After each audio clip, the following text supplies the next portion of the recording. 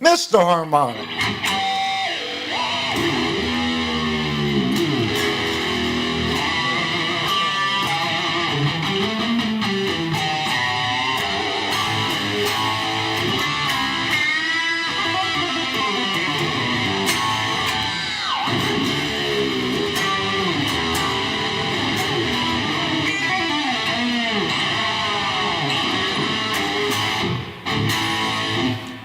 This guitar plays kind of stupid good.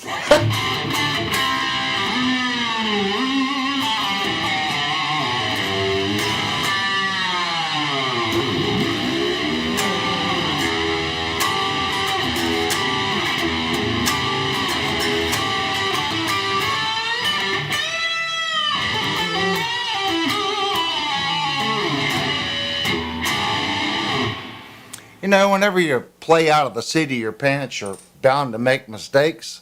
And, you know, playing guitar is about having fun, guys. So if you can't have fun while you're doing it, there's really no sense in playing. Just so you guys can see this, my computer is so messed up. Really need a new computer.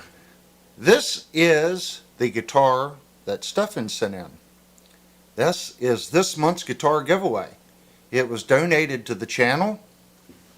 I sat down, these strings are brand new. I didn't even have time to really play the guitar and stretch them. I'm surprised that it held tune as well as it did. Brand new strings, been played all of what, 2 minutes? Well, I guess I did break it in because I started the stream and thought I hit the start button. So it actually did get played for about 2 or 3 minutes, so I didn't even realize we weren't live. So this is the Washburn. It's got a Floyd Rose special on it. And believe it or not, the pickups in this guitar, this thing sounds pretty good, guys.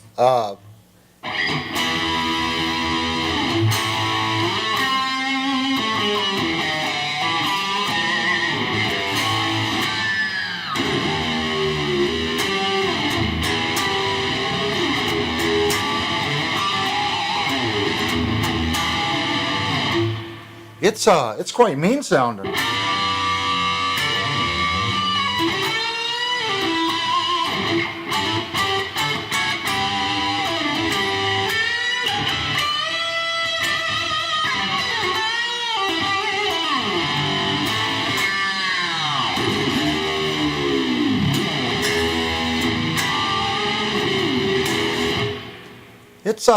It's a mean guitar.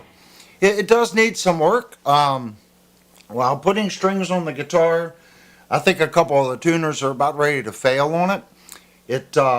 And I think the reason the tuners went bad on the guitar is this guitar has no string tree. So when I tightened the locking nuts, the strings went way wacky.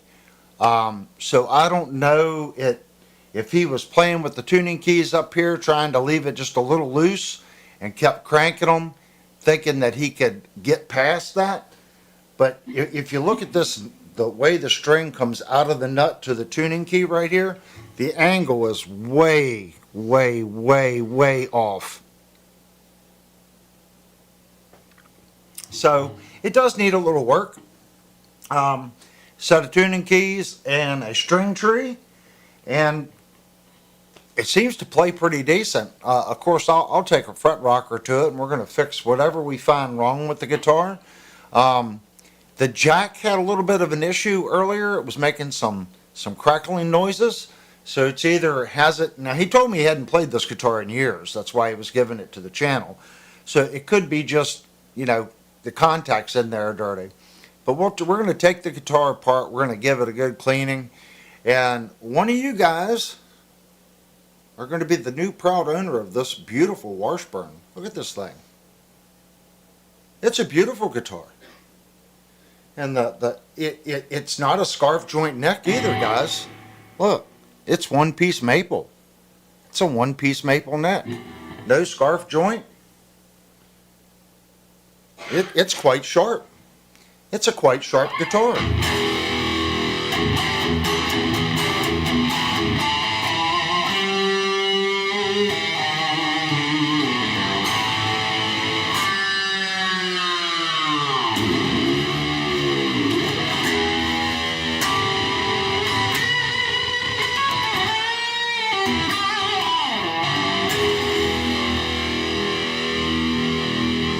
It's got a mean sound.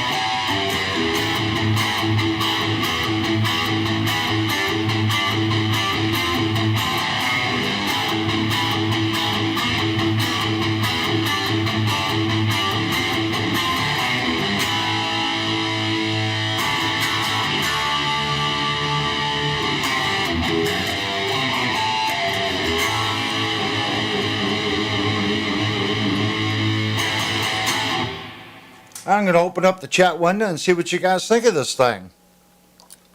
So what does everyone think about the guitar that Stefan has donated to the channel? I mean, I'm the one sitting here playing it. I'm telling you, it's it needs some work, but this guitar plays good. I haven't done, all I did to it, guys, is I put strings on it. And I did that in a rush. I started at like 7:30 and put strings on it. I didn't do anything to it. I do see, looking down the neck, it's doing this number. So to get this guitar right, I am going to have to pull the neck and put it in a fixture, because between here and here there's a kink in the neck. So it's doing that. Just a little bit.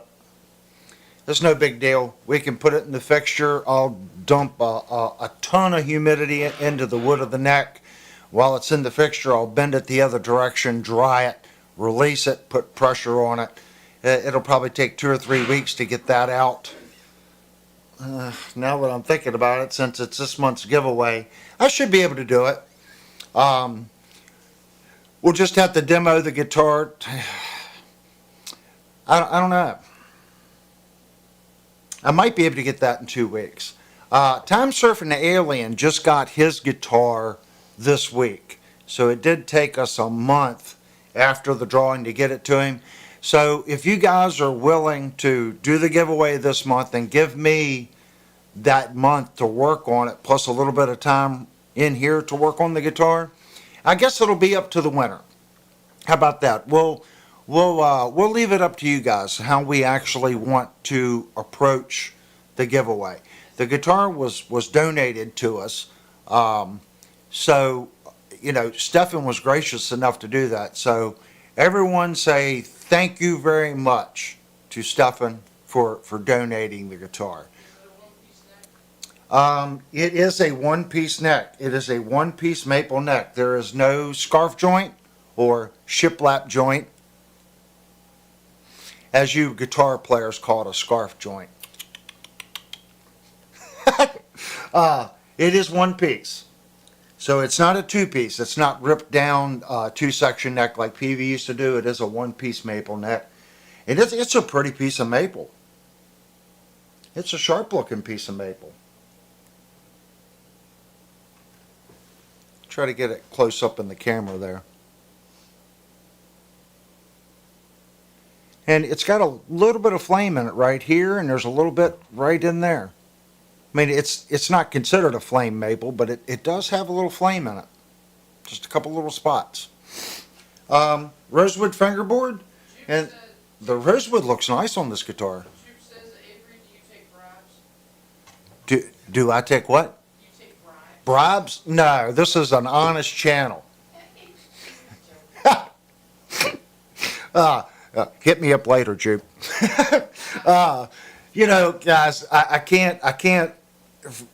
The community that we have here, it's truly awesome. Stefan wasn't playing the guitar, and you know, he wants to contribute. Okay, it's not just talking, and I mean that's contributing too. What you guys are doing right now, the more you chat and the more information that you all can load in that chat for other people, that's contributing. That's what the channel's about. Devastator said they can't hear me. Oh, that's because we turned the coffee's mic off. Yeah, because All right, now talk. I sound like a hound dog. Okay, there she is. I was wondering why I couldn't hear her with my headphones on. She is much better, guys. It was really deep down and in her chest. I had it as well, but it didn't affect me like it affected Linnell. Linnell had it. She had it pretty bad. She's getting over it right now. She had it bad. So again, everyone say thank you to Stefan for donating this month's giveaway guitar. I'm going to leave a room in Discord. We are giving the guitar away, and the philosophy here on the channel is I don't want to send any guitar away from here that isn't, in my opinion, in good condition. So looking down the neck right here, I would like to try to get that out of the neck. Sometimes you can succeed in that, and sometimes you cannot. Mad Hatter wants to know what kind of guitar that is. This is a Washburn, and that's this month's guitar giveaway. So again, just like we do all our giveaways, guys, you have to be publicly subscribed to the channel. That's not asking for much. We don't have memberships here. I'm not charging anyone to be a member. If you're subscribed, you're a member of this channel. If you want to contribute and be a contributing member, that's what the super chats are for. But I consider you a member. And those people that haven't even subscribed that are watching, you can still chat. I'm not forcing you to hit that subscribe button so you can chat. I think that's that's not the way to get a subscriber. I want subscribers that like the content that we do here, like the people that are to the right.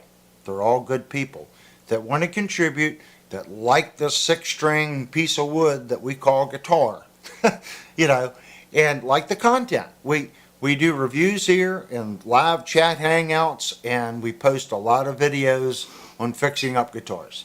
I'm a guitar tech part-time and a full-time woodworker and CNC programmer. That's what I do for a living. I am not a professional musician, and I am not a professional luthier. Just putting it out there. Would I like to be a full-time musician? No. I had my day when I was much younger. You have to be a young person to do that, and it's not for me now. I'm too old. Maybe YouTube is my new format. Maybe me getting on here and doing tutorials on fret leveling and dressing and setting up Floyd Roses and stuff like that. Maybe that's my contribution to up and coming musicians. What model is it? I don't know what model guitar this is. As I said, it says an M1010552, which is probably the serial number. And this is not a new Washburn. He said that he'd had this a couple years.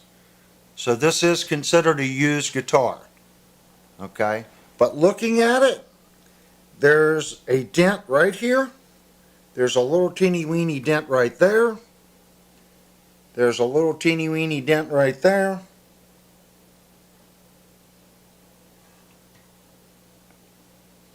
And there's 2 scratches right here. So the guitar is used. Stefan played this guitar, but he didn't play it anymore.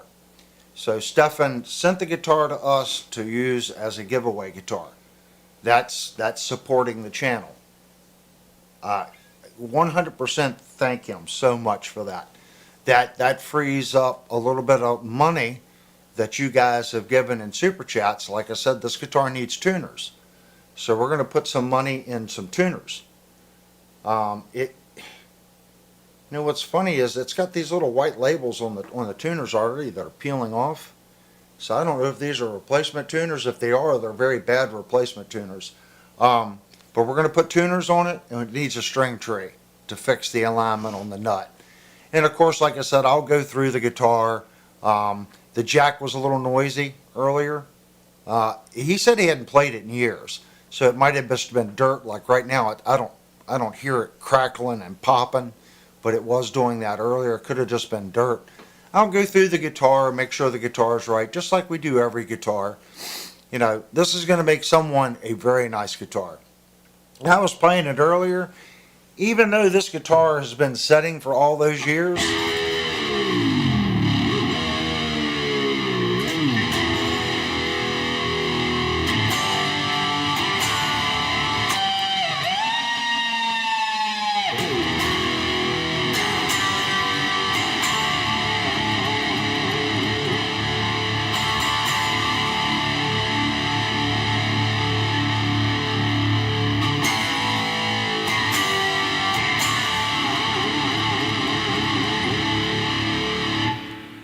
it's holding tune pretty well. It sounds like it's about a cent out when it returns. You got a super chat from Ooh. Mini Guitar. Thank you so much, Mini Guitar Society. And Trucker Bob. Okay, somebody needs to donate 25 cents to make it even money tonight. The guitar seems to be working pretty good. Of course, when we take it apart, I'll clean up the knife edge. Stephen may have never used this tremolo. I don't know if he's a tremolo guy or not. It could be that the tremolo's never been used on this guitar.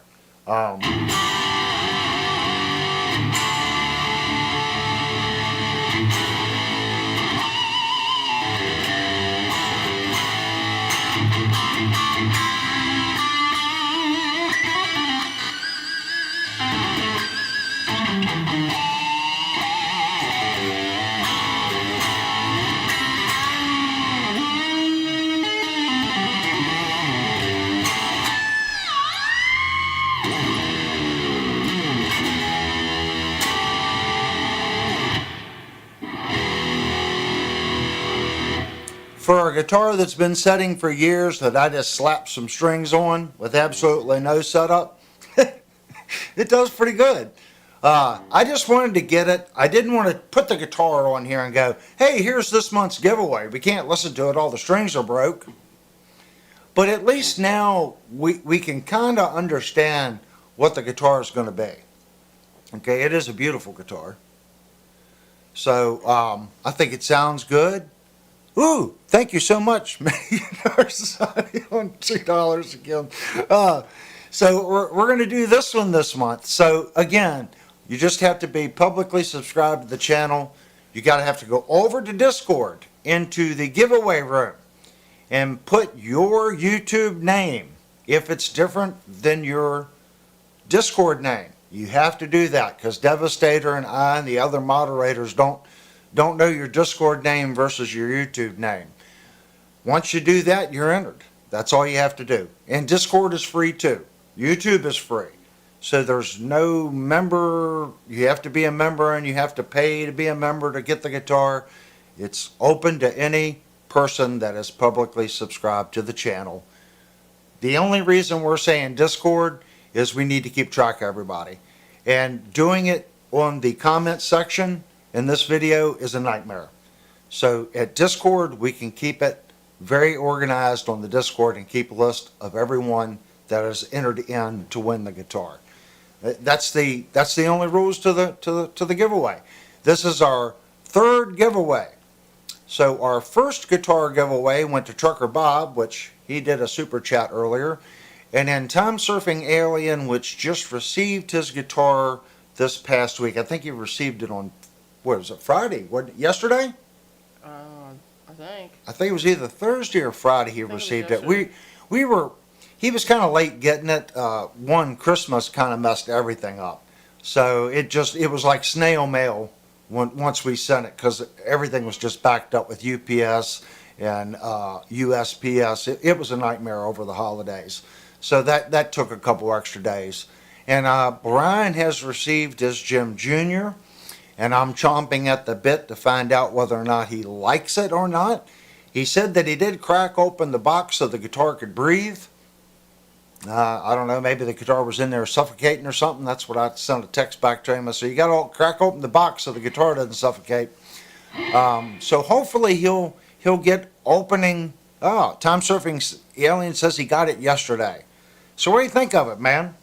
I know Bob did some hot rodding to the Fender that he won. He put some fancy tuners on it, put I think a better bridge in it, put a Wilkinson bridge in it, and some locking tuners on it. He's already hot rodding that. Backwoods Billy says, Avery, my wife and I love the boom mic. Oh yeah, this thing's cool, isn't it? We go through. I was going to get a lapel mic, but you know, guys, it's like radio. I've got a face for radio, but this is video. But it's something about an atmosphere. It adds atmosphere. You know, the lapel mic's cool, and I know it's probably more even sounding. But there's just something cool about a microphone suspended like this. I have another one over here that I didn't turn on this evening because I knew that I wasn't doing a demo tonight. I was just going to be facing this direction.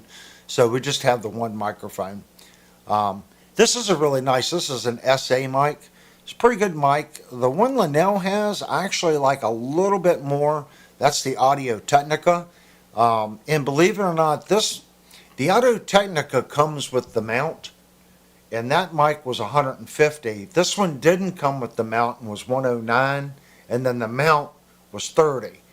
So technically the Audio Technica mic was like $10 more, but there's something about the Audio Technica mic that I like just a little bit more than this SA mic. This is a very good mic. I have two of these. I liked them so much I bought a second one. Tom Surfing Alien said, this is an awesome guitar. My wife really loves it, wants me to teach her to play. Cool. Anytime we can add another musician to the fold, that's a good thing. And I'm really happy you like it, man. That's what it's about. Guys, when we get guitars and we give them away, I try to get them to the best of their ability before I send them. The only thing that guitar, Time Surfing Alien, would ever need is tuners. That guitar, the tuners is the weak spot in that guitar. And I said that during the review. So anytime, the first upgrade you do to that TSA, put some really nice tuners on it. Don't touch anything else on the guitar. The pickups sound good. The tremolo works good on it. It's a good guitar.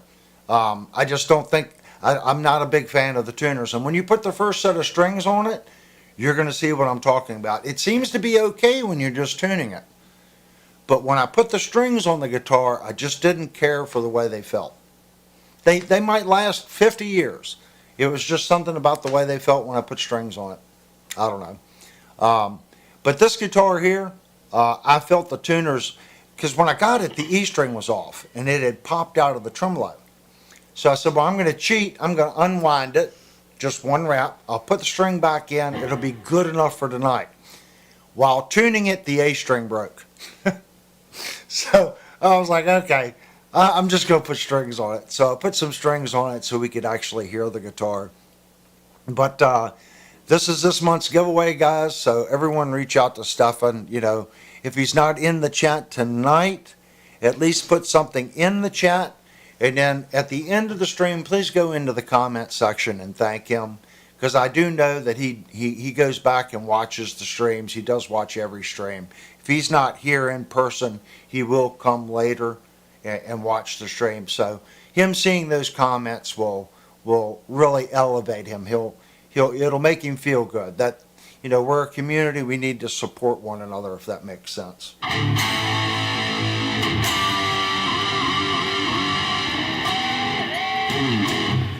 This is a nice guitar.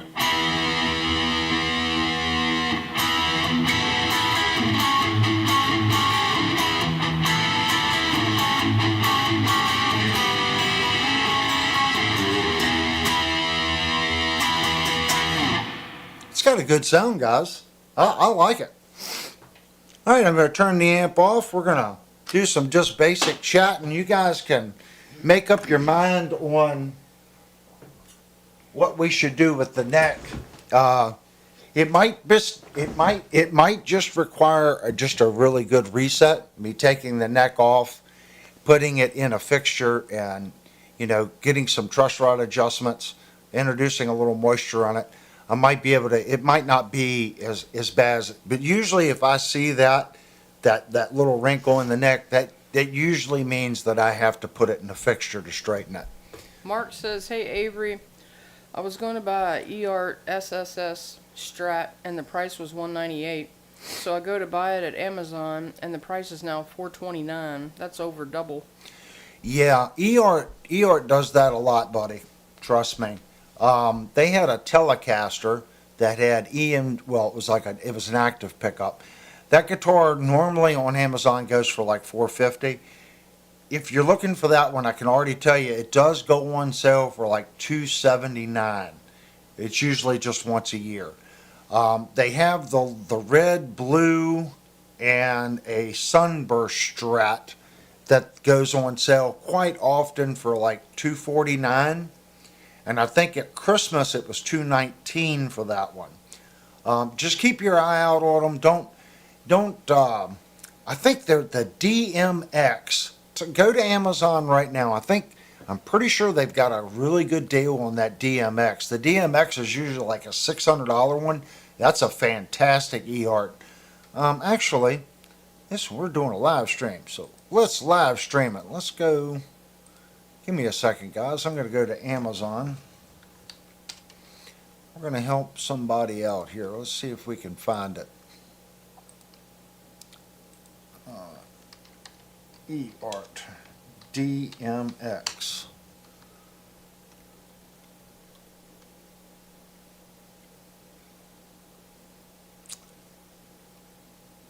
Wow, now they're all showing $600 again.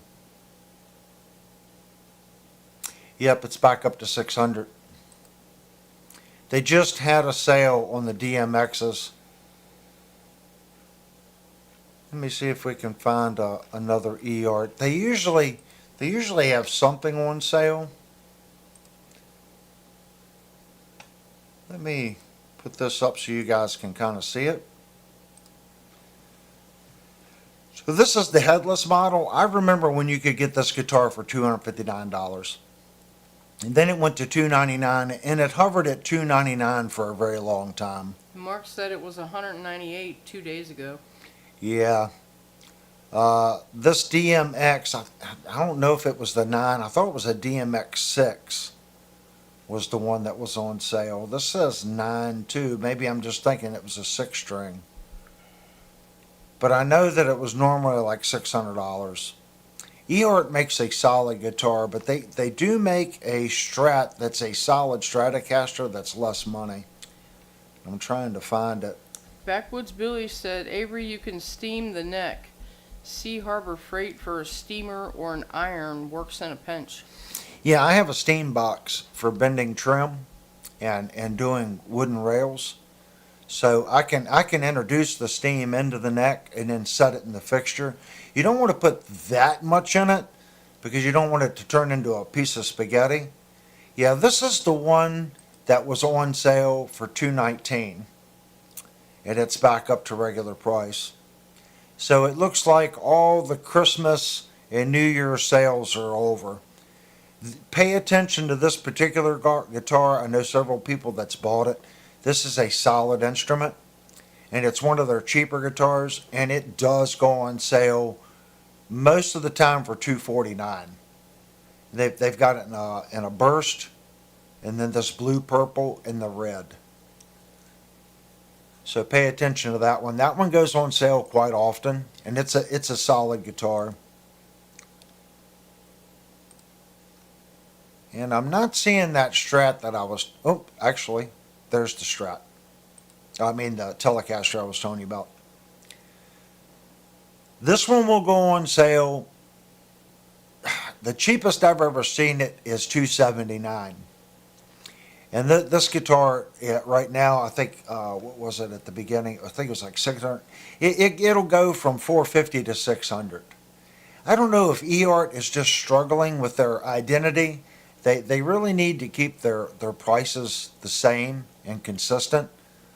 I already kind of view eArt as an in-between company already. Mark They, said that was the one, the SSS Strat oh, that you had up there. oh, then they had it on sale for even less. I didn't see it for that price. I saw it for $219. This model right here. That's a solid guitar. Another solid guitar they make is this Omni 24. Trust me, this is a solid instrument. And do not pay $429 for it. This guitar will go on sale. Just it's one of those things, guys. eArt's a good company. And if you buy it off Amazon, Amazon's going to support it. So if you get a bad one, send it back. You know, not every guitar is perfect. Send it back. But this model right here is a solid guitar they make. It's a solid instrument. And I've seen these go on sale for anywhere from $280 to $325. And it's a solid instrument. Those are the ones that I know about. And if you can find the Explorer that Omni made, it's no longer called the Explorer. It's called, they still make it. They had to change the name due to, of course, you know who, that uses the word Explorer. They don't push it, but it's a solid guitar. It does not look like an Explorer. It kind of looks like an Ibanez shape, and it has a pointy 4-2 tuning headstock on it. It's a sharp guitar. I'm just not seeing it. If you see that model with the 4-2 tuner configuration with like a Ibanez Super Strat body, believe me, it's a solid eArt guitar. It used to be called the Explorer. Mark said Omni 24. Yeah, the Omni 24 is a good guitar by them.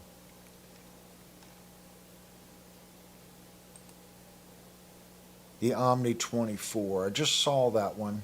Of course, the DMX9 is a solid instrument. That's another solid guitar. Let me try to find the Omni. Oh, here it is. It's called the eArt Pulse. This is a great guitar. And right now it's $369. I've never seen the guitar any cheaper than that, so don't think that you're going to get it cheaper by waiting. This is a fantastic instrument. It comes in black and white. Originally, the Explorer model went for $499, but since they've renamed it the Pulse, they've lowered the price. This is only the second time I've seen it on Amazon. Excellent, excellent guitar. $369 for that one. If I had to pick and it was like within $50 versus the Omni 24, I kind of dig this one more. And here's the black one. I know the headstock's a little goofy. It is a 3x3. I thought it was a 4x2. My mistake. But you notice how the bottom of the body is kind of oblonged out a little bit. But it does have the pointier horns like an Ibanez. So I like that model. The Omni 24, let me find that one. I want to say that's an Omni 24. He also has the EG LP 610. LG. Oh, I don't know if I know that one. We saw an Omni 24 earlier. Here's the Omni 24. This is more of a traditional Strat body. It doesn't have the oblong bottom, and it's got a traditional headstock. I would get the Pulse before I got the Omni at this price. But like I said, you can get the Omni. The Omni will go on sale. I've seen it at $299. I've actually seen it at like $269, $270. I believe that's he rare. has the Omni. Yeah. I would do the Pulse if you want a different model. Do the Pulse or the DMX9. The DMX9 is one of their higher end guitars. But you're going to pay for that. And it's a shame because literally they just had the DMX9 on sale. And it was a good I almost asked Linnell if we could order one. I was looking at this gold one right here. I want to say it was like $400, $399. Just missed it. It was literally, I think it was on Amazon 2 days ago. It was $399. This is a fantastic guitar. Humbucker single, and look at where the volume knob is. So if you're anything like me and you have problems with the volume knob on a Strat hitting it, you won't have that problem with this one. They've moved that volume out of the way, so you get the comfy Strat style body. You're getting a 2-point bridge. You're getting that coil split switch that you see between the volume and tone. That's a fantastic instrument. But at $600, like I said, if you really want one, just hold off. It will go on sale. And, you know, if you want something, you want something. I'm not saying the guitar is not worth $600. It is. It's worth $600. But if you want to save, just wait. It will go on sale for at least $499. I've never seen it at $399. That's why I almost said something to Linnell about it the other day. I was like, this is a stupid good deal. But in Discord, I posted some stupid good deals. There's Kramer SM1 right now at Guitar Center for $650. Humbucker single with a Floyd Rose 1000. Come on. That's a stupid deal. There was a couple stupid deals I posted in Discord. If you want the neck through Virtuoso Jackson, they have an open box for $2,000. I know that's stupid money, but that's a $2,700 guitar. They had one this morning in Lambo Orange open box, said mint, just open box, no scratches, it's just an open box, $700 off. Buddy, if I would have had $2,000, we've reviewed those Jacksons. That's a stupid good guitar. And when I saw that, they also have the bolt-on on sale. But guess what? They didn't have any of the red ones. They did have the, it's like the bluish, they call it like an ocean blue or something. It's like a greenish blue color. They had that one open box for $1,500. Virtuoso bolt-on. That's Seymour Duncan's $1,500 bridge, made in the USA guitar. So that's a stupid buy for $1,500. I'm sure that guitar is gone because they had one of them. Mark says, have you looked at all the new Leo James guitars? Wow. I did. We almost, Linnell will tell you, we almost ordered another Leo James. You know what's so funny? There's another channel on YouTube that always parrots Leo James. And it's funny, they've got this new Leo James that's not called Leo James, it's Solar Max or something. And before Leo James, their big selling point, it's got ball-end frets. Well, everyone knows what I feel about ball-end frets. Ball-end frets snag the strings, they cause problems, they do this going down the neck. And why do the companies use ball-end frets? Because they cut them all to length, they dress the frets when they're not in the guitar. They put them on a table and then they drive them in the neck. They don't level those frets, guys. Trust me, they're not leveling frets.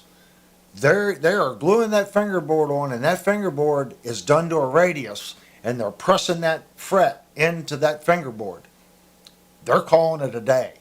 They're not leveling, they're not dressing, they're not doing anything to that fretboard. It saves them a tremendous amount of money. I would bet $1 million on that's why that was started. It had nothing to do with, look how smooth it is. It had to do with they could do all that prep work, finish the neck, and do everything and just assemble it like a jigsaw puzzle and ship it.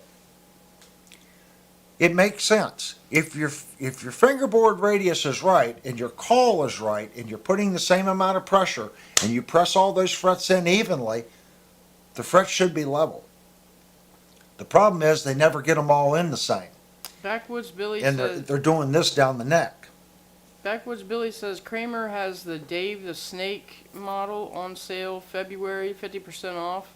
Great deal, $1,500 guitar for $750 with gig bag, strap, Gibson custom shop pickups, T-shirt, etc. Is that the one with the green guitar with the snake on it? Or they also have another one that's like red and yellow with a cobra on it. There's two different ones. There's the Sombrero, I think it's green with like a copper head. Yeah, he said. How do you say that? Sabo. Sabo, yeah. That's the one I wanted. I could have got one about 2 years ago for a really good deal. I didn't care for the paint job, so I was going to repaint it. The difference in that guitar and in the Beretta is they've rotated the pickup. It's a little bit different, okay, than the Beretta that I have. A little bit different guitar. Backwoods Billy says Leo James is not a manufacturer. They order their guitars. Their headquarters is actually a Chinese mall. No one in the mall is manufacturer. Yeah, it's the exact same thing with tees. They don't. I kind of see that. But what I'm saying is ball and frets were started because of that. And going back to, well, this certain YouTube channel was propping up the new Leo James. It's like Solar Max or something. And he's like, these are all hand done. And look, it's got chamfered frets. And they're doing it by hand. Well, yeah, when you put a chamfered fret on, you got to cut it and you've got to file it to the neck. You've got to. You know, so, and he was calling out the ball and fret that the chamfered fret was better. But last month or 2 months ago, when he was reviewing the last Leo James with ball and frets, he was saying the ball and fret was better. I about fell over face first into that kitchen table, and I'm like, oh my gosh, can you believe this? But you know, there's a side of me that still enjoys the content. I guess it's for the comedic value of it, just to see what words are gonna. You know, why did people listen to Howard Stern back in the day? Just to kind of hear what in the world they were going to say next. So, not putting them in with they're nowhere near as funny as Howard Stern ever was. But I guess maybe that's why I click on it, to see what ludicrous things they could possibly come up with that they haven't said about a product that they've already done in the past. And I was listening to this going, oh my gosh. And then I thought, I'm like, okay, maybe that's why the Leo James guitars have kind of fallen in price. The original Monsoon now, you can get the purple one that I did a review on like 2 years ago. I think it's on sale for like $169. Well, Amazon, just like eArt, those prices may have went up. But you could have got that guitar for $169. I'm sure it wasn't their first production run, but they had a couple Monsoons under $200. Now, at $169, do I think the Monsoon's a bad guitar? The ones that I received had low frets. So as long as you don't get one with a low fret, yeah, I'd say the guitar is worth that, even with the ball and frets, because you can dress up the frets with a fret kisser if they're not too bad. If it's got a low fret, I just don't want to mess with a budget guitar with a low fret. You know, it's a budget guitar. I get it. They're budget guitars. But there are budget guitars out there that don't suffer from those issues. So I'm not a big Leo James fan. I do wish him the best of luck. It's an Amazon company. I think that he had a lot of YouTube channels pushing him. I think if he could have went to his vendor 2 years ago and got some things under control, I think they could have dominated the Amazon market. I think that they didn't do that though. So it's kind of a missed opportunity. If they were doing so well, why would they come out with another name now to do their high-end stuff? If the Leo James had a good reputation, you don't have to come out with another guitar line. Okay? You can just say, hey, you know the quality of our standard guitars, well now we're making this line of guitars. Yes, they're more expensive, but they're better quality. They've decided not to do that because they don't have that reputation. Okay? They're hit and miss. So he's going to go, okay, I've got the manufacturing, maybe he's got enough experience and more buying power now. Now he can go back to that vendor that's making that product and say, look, I'll give you a little bit more, but we need a better product. Maybe he's listened to this channel and said, because I've said it many times, Leo, make me a Monsoon with chamfered frets. You don't have to change anything on the guitar but the frets. Put chamfered frets on it and level the frets. And charge me $250 for it. Charge me $299 for it in your little fancy colors. But your standard quilt top or flame maple top, make it $250. $249. If you want a grade A top, don't do that epoxy crap. Don't. I reviewed 2 of your epoxy guitars. It's too much of epoxy. It does something to the resonation of the wood. Whatever formula you're using, don't do it. You give us a better grade top, okay, and maybe do $299 on it. It might sell slow, okay, when you first release it. But after the word gets out that you're building a solid guitar with just a volume, 3-way switch, 2 good pickups. Don't change the pickups in the Monsoon. Leave those pickups in it. Give us conventional frets. Put some decent, don't put locking tuners on it. Just give us good regular tuners. It doesn't have to be locking. As long as the tuners are good. Put good tuners on it. $249. Give it a year. And I guarantee you the product will move. But it's going to take time for people to regain trust in your ability to produce or get a product under your name with level frets. And it's not just me. There's other YouTube channels that say the truth that have put a fret rocker on them that say, yeah, they're just a fret mess. And they're a fret mess because it's a ball and fret.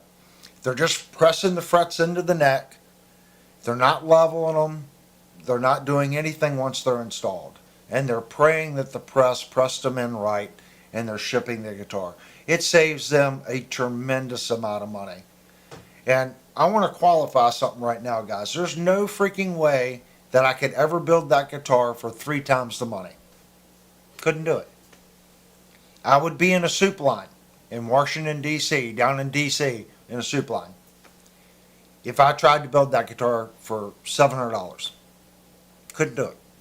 I would, like I said, I would starve to death. I would be homeless and starving to death. So we also have to keep that in mind. But with that in mind, there's other products and other companies out there that we can purchase that don't have that problem. So don't think I'm being a hypocrite saying I can do it. I can't. Where I live, the cost of living is stupid. A 1-bedroom house, 1 block over from us, 1 bedroom. What was it, $380,000? Yeah, I think so. $380,000 for a 1-bedroom, 1 bath, galley kitchen, 600 square foot. I think it was 550 square foot house.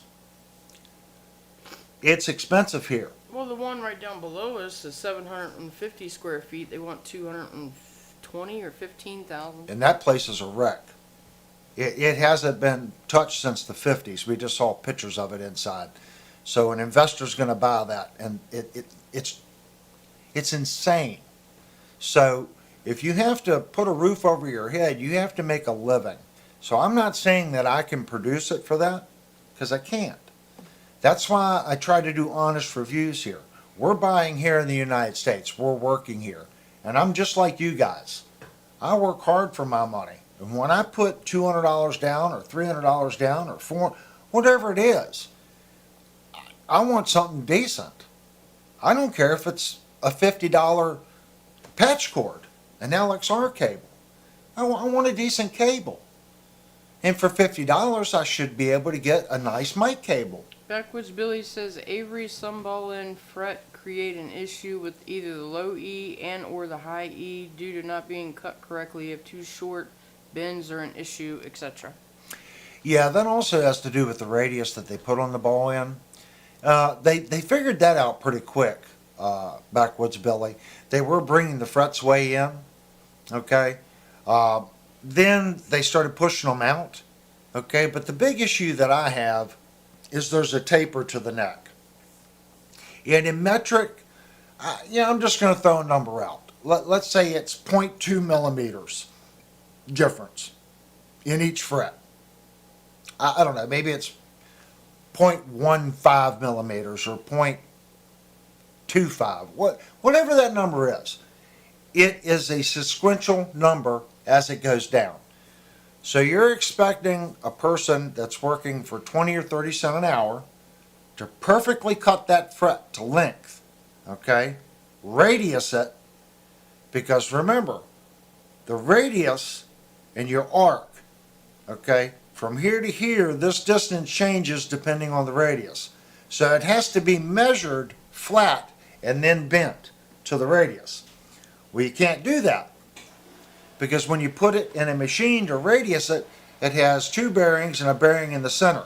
There's always a flat spot on the end. Does that kind of make sense? If you ever try to pre-radius your frets, there's always a little section of the fret that stays straight because it has to get onto the other roller before it starts to do the arc. A lot of companies will just cut it, roll it through, they get the center of it, and then the caul takes care of the ends. That's why you have a lot of problems with the frets, the strings getting caught up on the ends. They're cutting it, running it through the thing, it's a little straighter on the end, the caul isn't pushing the fret all the way down on the end, they're not rolling the neck in the fixture, press, press, press. They're just pressing it and running it. I could be wrong, guys. Just as a manufacturer building what I build on CNC machines and woodworking and working on guitars here, I see enough in manufacturing to know how I would approach manufacturing instruments. When they go to shops, like you watch Phil McKnight and all these other people, and you're watching the Gibson plant or this plant, believe me, they're not going to show you anything that they want to keep. It's not going to happen, guys. It's called proprietary. You know, why do so many people get pissed off at me that are guitar techs? Because they don't want you to know how to level a fret. I get that. But the people that are out buying the tools, that are working on their guitars themselves, aren't necessarily the group of people that are taking their guitar to a guitar tech anyway. Those are people that like to do it yourself. They're DIYers. They're putterers. They're guys that like tinkering with stuff. They're like me. I like tearing stuff apart and putting it back together. Figure out what makes it work. That's a musician. We're creative. Part of being creative is tearing stuff apart, seeing how it works. It's just how it is. So I get it. So when Gibson, you're watching these plants, believe me, whatever they're showing you, everybody else already knows it. They're not going to show anything that they consider to be proprietary or a secret to something that they're doing. Does that kind of make sense? Just like Kiesel. Gibson has got their, whatever they're doing, believe me, there are certain things that they don't want people to know. There are certain things in the Cortex overseas, doing PRS that they don't want you to know how they're doing. Whether it's the stain or something in there, you can sit there and watch that CNC machine run all day long. Yeah, it's CNC. Okay. What's their offsets? What tooling are they using? What speed is the head? What's their feed rate? What's their retraction rate? What program are they using?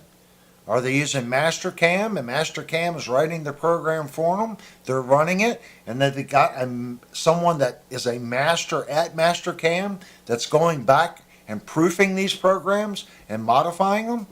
Or is there some guy there that really doesn't know too much that's using Mach 3 and Fusion and just letting the thing run across the table? If you don't know that part of manufacturing, you can sit there and go, wow, yeah, it's a CNC, anybody can hit start. I got news for you. If anyone could hit start, everyone would be doing it. That's not necessarily the case. I mean, look at some of the Leo James and some of the Fireflies, Firefly included, and some of the other guitars that we've opened up, budget guitars, and you look at the route and you can see the step down marks. What's a CNC machine? Why are there step down marks there? Because whoever programmed the machine didn't know any better, or they didn't care. Either one. They didn't care or they didn't know how. Either way. Does that kind of make sense, guys? So when you sit there and you watch a process and you watch someone do something, that's fine. You can learn from watching, but until you actually do it and you do it repeatedly, sometimes you don't really necessarily understand how hard something is. If someone is really, really, really good at their job, they are going to make it look stupid simple. I watch these guys, I'm like, oh my gosh, that's so easy. You go over and do it, it's like, ooh, wait a minute here. Why'd you do that? You know, that's when you know you're working with someone that knows exactly what they're doing, and they've done it time and time again, and they have a system down. And those are the people that you want to pay attention to. You can learn something from them because they've done it, and they've done it, and they've done it. And if they say, hey, this is how I've learned to do it, you can do it this way and this way and this way, they're telling you, look, there's other ways, but I have found this way to work best. Would it be best for you? Maybe not. But and I do it in my videos. This is how I do it, and some videos I'll do it in different ways, so you can learn different ways of doing it. And sometimes in the same video, you'll watch me, I just did it in the last gym video, video number 3. I'm dressing the frets on one side, and then I flip the neck over to keep the same angle. But when I flip the neck over again and I'm working towards me, I just changed the fret file. I worked left, right, left, right, left, right. But I did the other side and I flipped the neck around to do the left. You know, when I was doing it, I didn't even realize I did it. It could have been the position of my chair, the position of the neck on the table, and it's just the way my arms were. It just naturally, from doing it so many times, I'm like, okay, I'm going to go left, right, left, right, left, right. But 15 minutes earlier, I flipped the neck around to do the left side. So if you even pay attention to my videos, you're going to see discrepancies. And that's just because of years and years. And in my little squirrel brain, sometimes I don't even realize that I've changed it. Sometimes I'll grab the screwdriver different or torque it different just based on the feel that the screwdriver has in my hand. Now, I've had people call me out on a couple things. Well, you used a JST or a JIS screwdriver here and you didn't over here. I only have 2 JSIs. So if you see me use the little white blue Craftsman, that means it's a very small screw. And I do not have a Japanese industry standard in a .50. So the closest I have is a number 1. So if anyone ever questioned that while that other screwdriver's there, really, really fine Phillips screwdrivers, I do not have a JSI in that size. So the closest thing I have is a number 1 American. Is it the proper tool? No. I just haven't purchased the proper tool. I don't even know how we got started on this. Devastator said break time. Yeah, it is definitely break time. I hope I didn't sit there. I was getting ready to say, I just flipped over and saw the Amazon page. I hope I didn't sit here and just talk that whole time during the Amazon page. All right, guys. We're going to take a little break because I definitely need it. So any comments and questions? Guys, anything that we just talked about, you know, you guys post in here. If you disagree with me, let's talk. You might have a point of view that I never even thought of. You know, that's the point in being big boys. When we communicate and talk, we're supposed to share ideas, share concepts, and we're supposed to grow and learn. Whether that's a practice, how you're practicing your guitar, okay, whether it's the box system or you're doing scales or whatever it is, you can do something, you can share that knowledge with somebody else. Well, I'm just here as the facilitator, if that makes sense, guys. And I love you guys to death, and I think we've got a great community. I really do. I get on Discord, and when I see it's not that active, I get on there and I try to, poke the bee's nest a little bit. But let's take our break, get some victuals, get something to drink, use the restroom. We'll be right back in about 5 minutes, guys.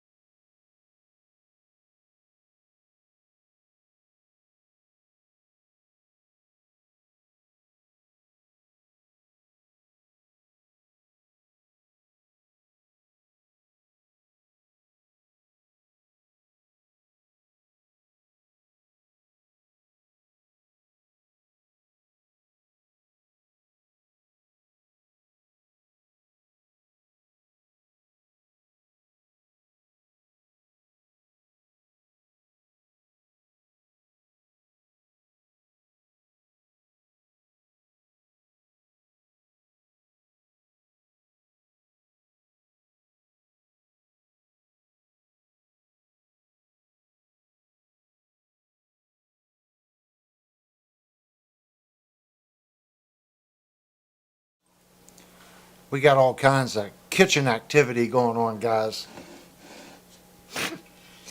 Oh, yeah. I don't know. Those are just my personal feelings on, the industry. Um, I think I got a pretty good grasp on what those companies are doing and why the ball and frets came around in the first place. And I'm 90% positive that it was a cost-saving measure. And whoever come up with it, it was an ingenious idea. The drawback to it is getting all those frets to align down the fretboard. Um, I'm going to say I've reviewed a lot of guitars with ball and frets. We've had probably two or three on the channel that were really good. And I would say most of the Fireflies were acceptable, if that makes sense. Um, I prefer the one Firefly we actually have two. The two Fireflies that we keep here, both of those Fireflies have. She's still got it bad, guys. Sorry. The one Firefly was Linnell's, and it's like 7 years old. It was one of the very first ones Amazon sold. It has conventional frets on it. And about 2 years ago, Firefly made a Les Paul with P90s in it. Whoever the vendor was that made that guitar for them, put conventional frets in it. Mike, one of the channel moderators, bought one. It escaped me and I didn't get it. And Mike sold it to me. So we have that Firefly.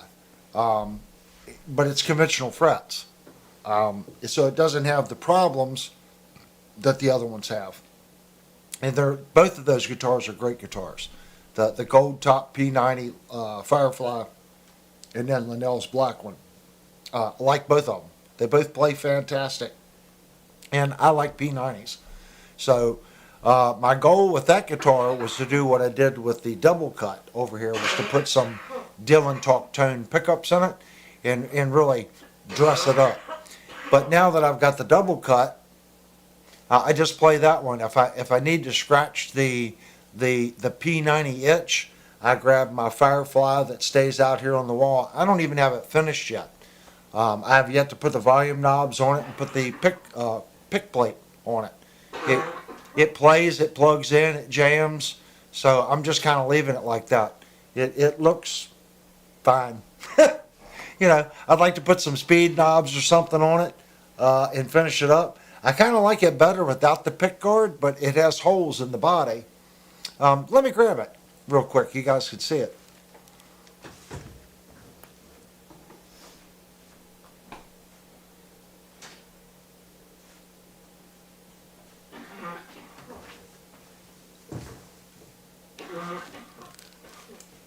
This is a fantastic guitar. It does have the ball and frets. And I went through and I made sure all the frets were seated down properly. And I CA glued the you-know-what out of these frets on the end. And then went back through with sandpaper and cleaned it up. And it has a binding on it. This is a great playing guitar. Let me check it. And it's doing well with the change of seasons too. Let's plug it in here. This has the Dylan Talks tone pickups in it. And of course you can hear clack. It's got the pure tone jack. The pure tone jack is tough. It needs to be tuned.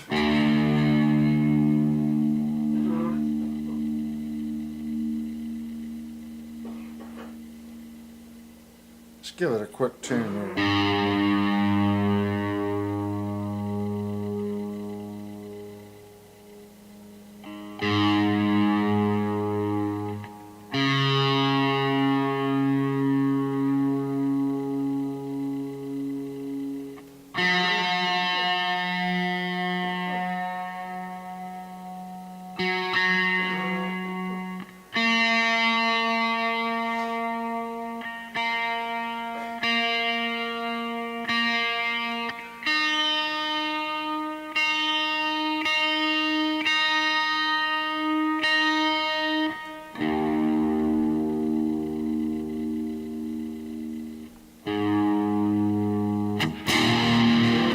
So this is probably the closest thing that I have to like an SG. You know, I know it's not an SG, but I guess it's a double cut Les Paul slab top.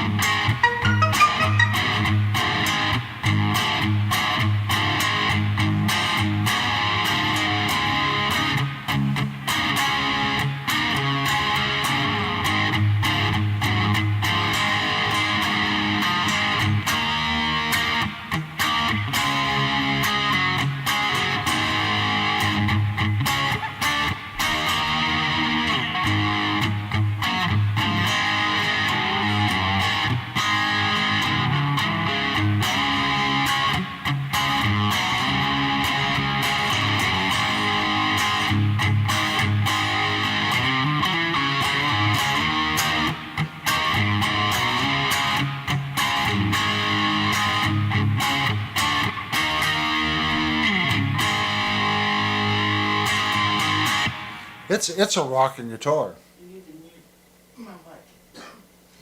She said that I got to mute her mic. She's getting a coughing fit.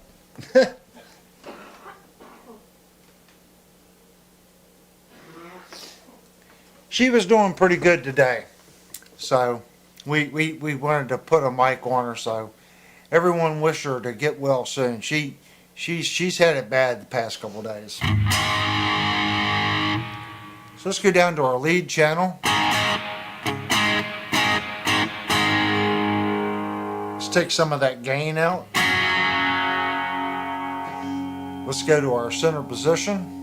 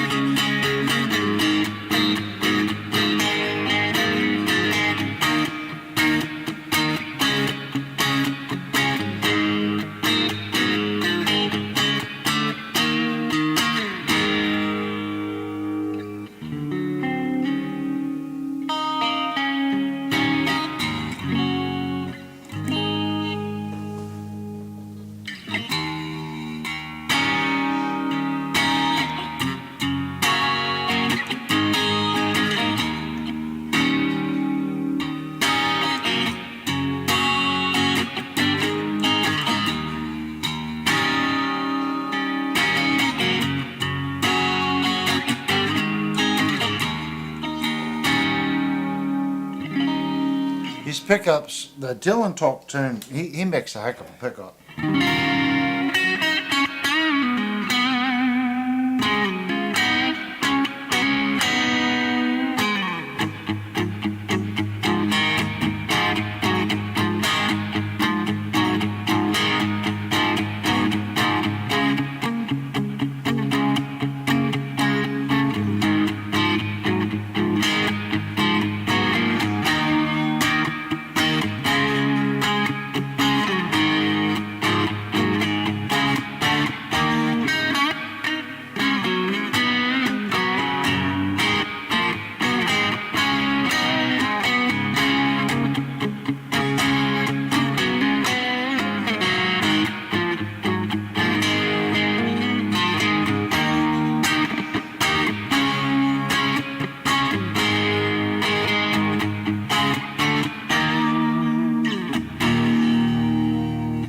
They've got a really good sound.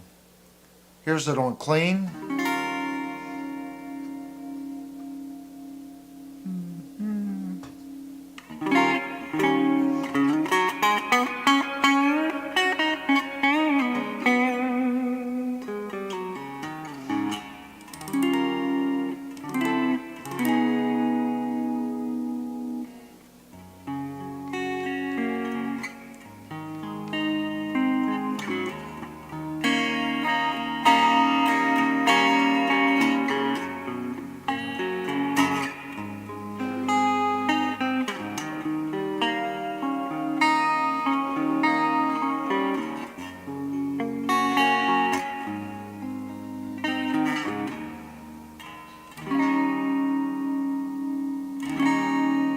just got it's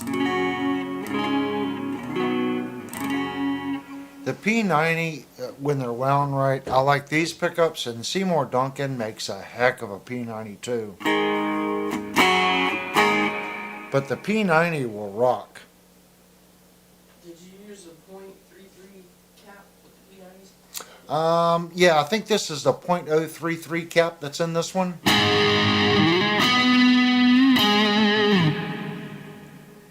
Pretty sure that's what I put in it.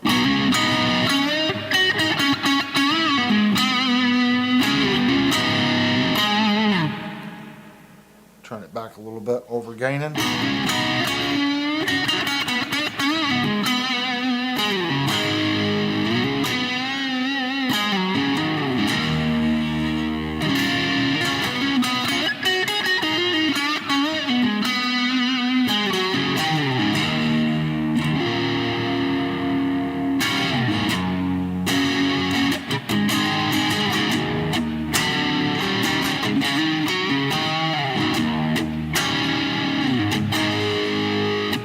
They got a good sound. I mean, they do break up too, guys. I mean, it's a single coil.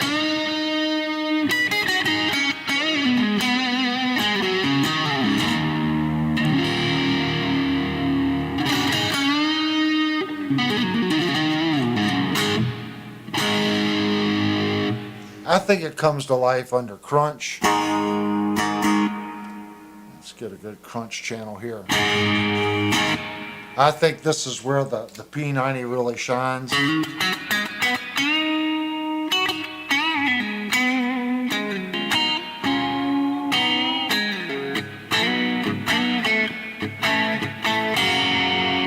Anything that breaks up when you strike it hard.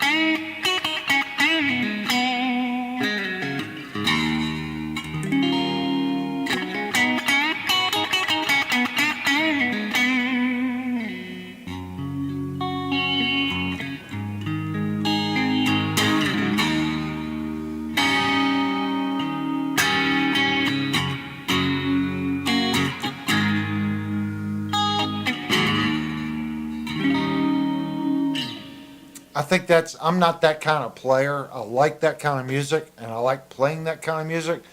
I'm just not very fluent at it, but I like the sound.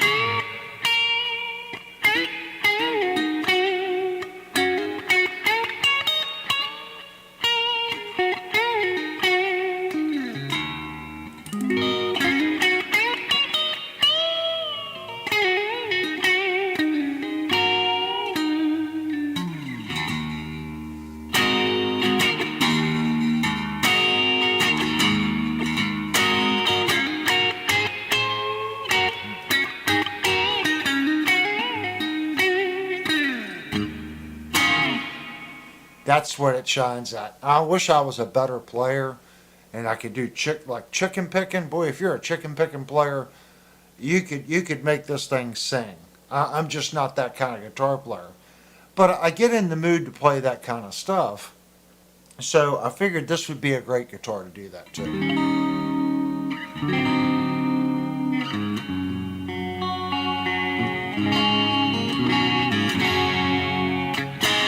Just a little bit of breakup. And then when we go up to the neck,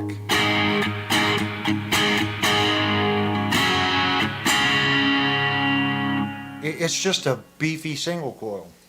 What's the advantage to stainless steel frets? The advantage to stainless steel frets, someone asked, less, fret replacement.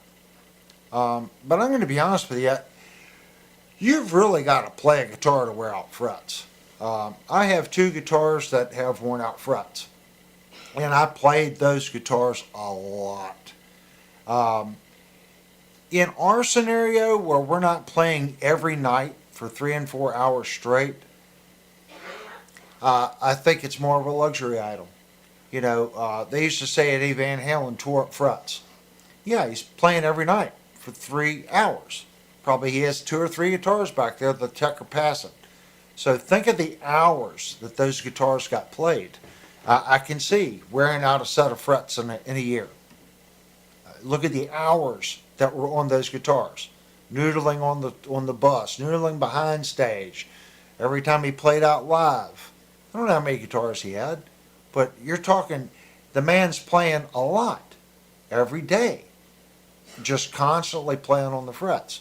So yeah, I think stainless steel frets in that time will quadruple the life. Instead of, the professional musician having to refret his guitar every year, he might get 3 or 4 years out of it. Someone like me, that's a lifetime.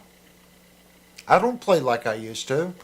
And when I played out, we did maybe one night through the week, sometimes, and it was a Friday and Saturday night for 3.5, 4 hours.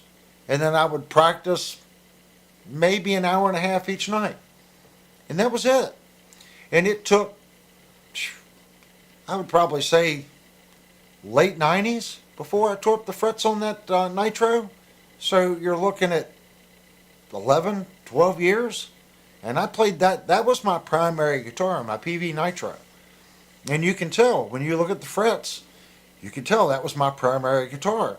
The second guitar was my Vandenberg. And you can tell, you can look at the frets. Not as worn out as the Nitro, but those were my two primary guitars. If you look at my other Nitro, the frets look pretty good on it. That was my backup. If the Vandenberg or the active Nitro went down or broke a string, I grabbed the passive HSS Nitro. That was my backup guitar. It didn't matter which one of the two broke. That's why it was HSS. I could get a bunch of different sounds out of it. I could get by. If the Vandenberg died, I could get by with that one. If the active Nitro died, I could get by with the passive one. It was a good backup guitar. And those were the three guitars that I played out with the whole time. Well, when I first started out, I did have a Gibson Explorer, but I didn't keep the Gibson Explorer for very long. It was just too heavy and too bulky on stage. Hitting stuff on the stage. It was a big guitar. But stainless steel, it's just less fret wear. That's all it's about. And if you put it side by side, exact same instrument, exact same everything, you're going to notice that the notes will be a little brighter with the stainless steel frets. More so with stainless steel saddles. Like if you put stainless steel saddles on your guitar, it's going to make it a little brighter. So just keep that in mind. Brass is a warmer sounding. Steel has more punch and kick. So a lot of people will mix the brass, steel, and stainless, back and forth to try to give the guitar a certain sound. What's this? Oh, hey Ted. Linnell's mic's not on. She's been coughing really bad. It's good to see Ted in the group. So hopefully that answers that question on the stainless steel. I don't mind conventional frets. I really don't. I have no problem whatsoever with conventional frets. If I had to pick, I would like a really nice, high quality nickel fret over stainless steel. That's just me. Can you do stainless steel frets? Put brass saddles, keyways in, put a nice steel block in your bridge, and then have a stainless steel base plate on the bridge. I think that would sound great. Stainless steel base plate, stainless steel posts. That gives you your longevity.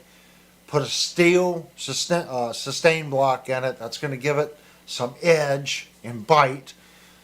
At the same token, then put brass on the saddles to make it warm and mellow. I think that would be a great combination. You just watch how much stainless you have, because it does brighten the signal a little bit. A lot of companies now, like this. This is aluminum. This piece here is aluminum with a chrome plating. Now this piece is hardened steel with brass rollers. Does the aluminum affect the sound? I'm sure it does. If you bought a solid brass tailpiece, it might make it a little warmer. If this was stainless steel, it would probably be a little brighter. Isn't stainless a pain to work on? I do both. I know a lot of guitar techs say that. It's a little harder on your tooling, working on the stainless steel frets. Does it take longer to work on it? It does. It doesn't bug me though. Let's say I'm working on a fret. Yeah, it's going to take me longer to crown the stainless steel fret, but that's about it.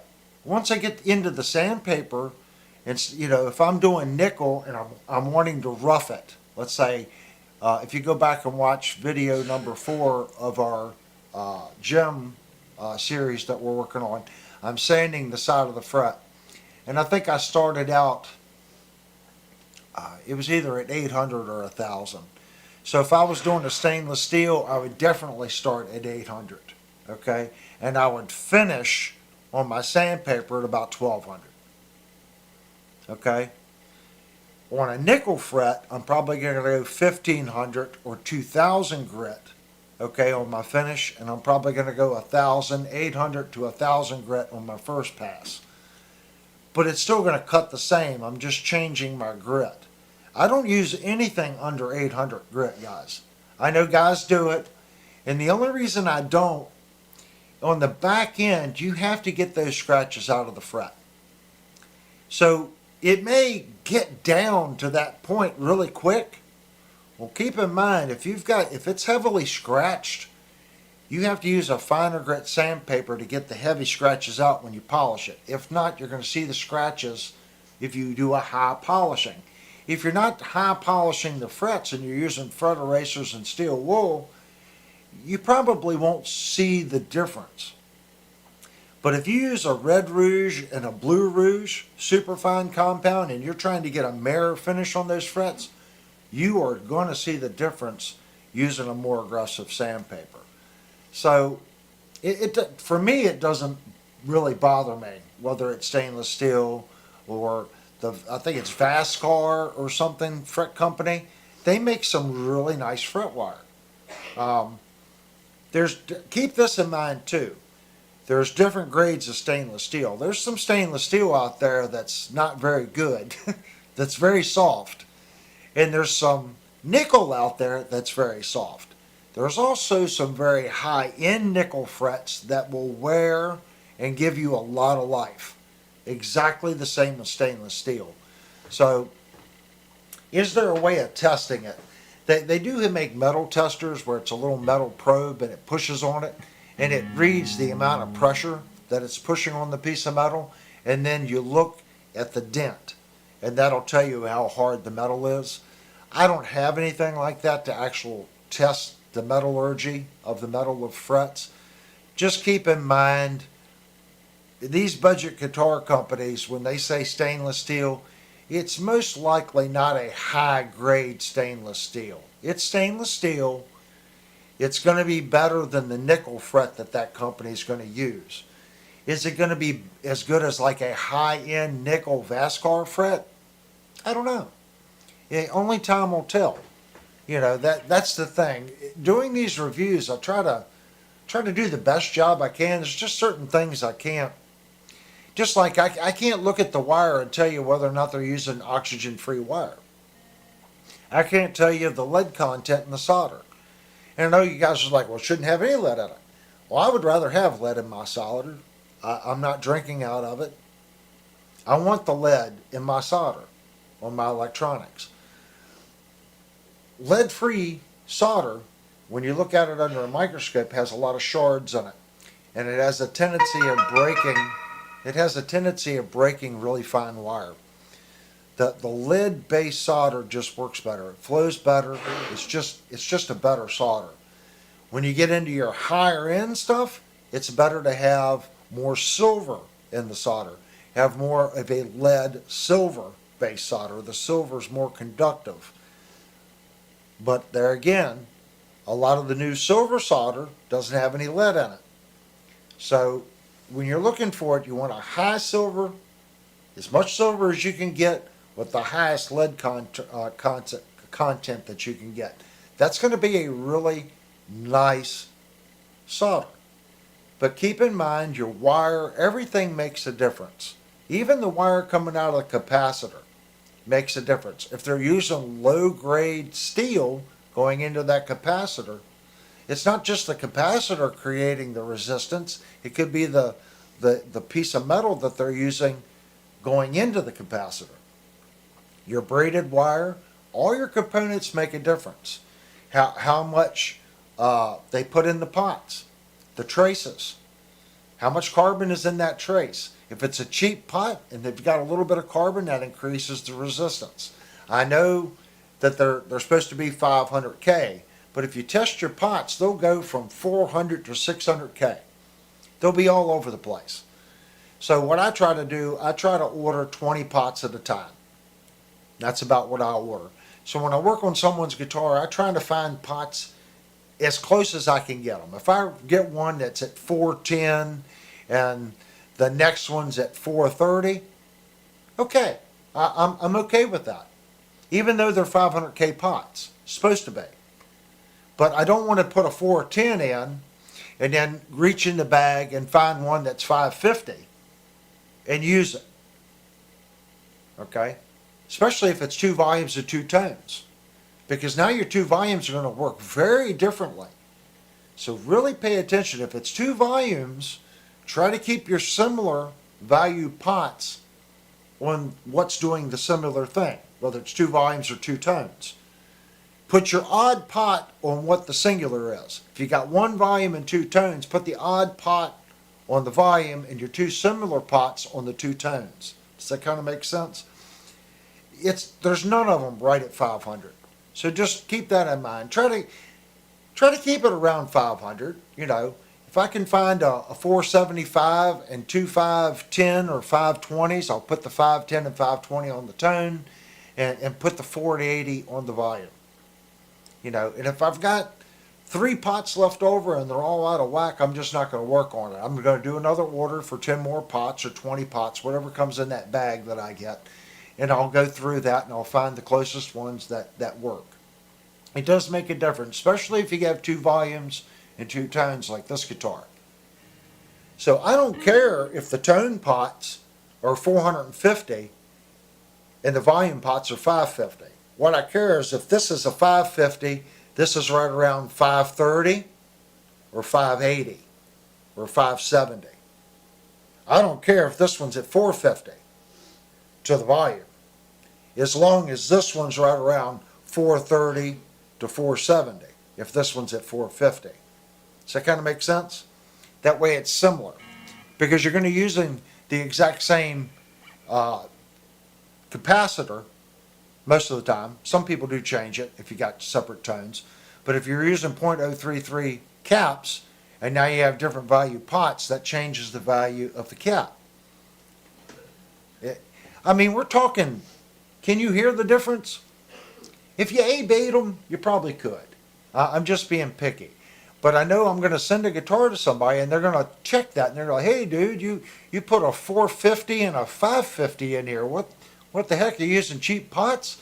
It's not cheap pots, it's just the luck of the draw. So you got to pull them out of the bag and check them, you know, if that makes sense. So this guitar here, I did all that when I checked it. And it's got a Switchcraft switch in it. And you can see, there's no jiggle. See that? That switch is barely moving side to side. And this switch is just like butter. And these are these are CTS pots in this guitar. I use CTS. This was the last batch of CTS pots. I've been gradually switching over to Barnes. And these aren't push-pulls. And the reason I'm switching over to Barnes is I like the Barnes push-pull better than the CTS. But these are CTS here. And they're smooth. There's nothing wrong with them. But I am making a switch over to Barnes. I like their push-pull pots a little better. There's no printed circuit board either on the Barnes like the CTS.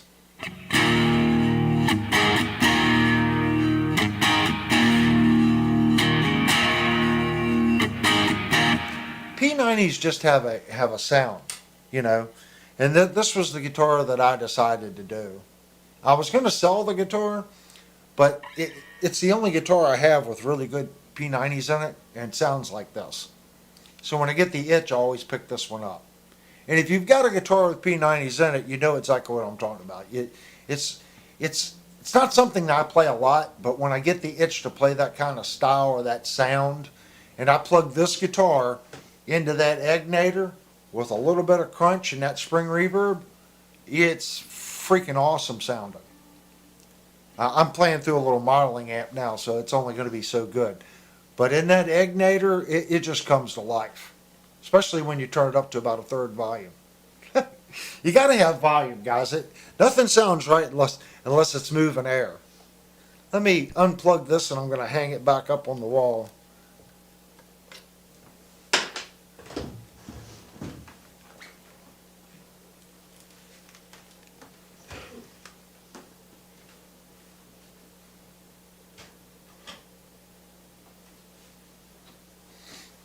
I saw somebody saying something about old man stupid climb. Did you fall backwoods, Billy? Doing the tree? Fell down the driveway? Since August, his shoulder and bicep tears, he climbed a ladder up a tree. Oh. He fell on the Takes a year after surgery. 4 millimeter tear. And in the bicep. Oh my gosh. Yeah, everyone, that's right. AC/DC, dude, that man, talk about tone is in the fingers. There's proof. Angus Young isn't really a fancy player. He's not playing fancy chords. It's the way he strikes it. It's the way his fingers bend off the strings. It's the way he mutes. It's the way he attacks the guitar. It gives him, with that SG in his amp, he's got a sound. And that, in my opinion, is proof that tone is in the fingers. Could you give me his guitar, his amp, and his rig, even if I knew the songs, it's just not going to have the Angus Young sound. You watch his wrist. He attacks the guitar. That man, he is not being kind to any guitar that he owns. He plays that thing. So I'm a firm believer in tone is in the fingers, and AC/DC is definitely. He could take a chord structure and play it in a completely different way and twist it. They did it for years and have completely new songs. And the chord structuring and the cadence of a lot of their music is very similar. It really is. But they knew what worked, and they knew what people liked, and they knew what a groove was. You got the groove, you got the sound, that made the band. I used to people say, oh, it's the same thing. No, it's not. It's a completely different groove. Might be same chords, but it's a completely different groove, a completely different feel, and it rocked. It was the secret sauce. I guess that's what you could say. Completely different style of music versus the hair metal bands that were flashy. AC/DC was more in your face, just driving that chord right in your face, punching it loud. That's that completely different style, completely different, but I like both.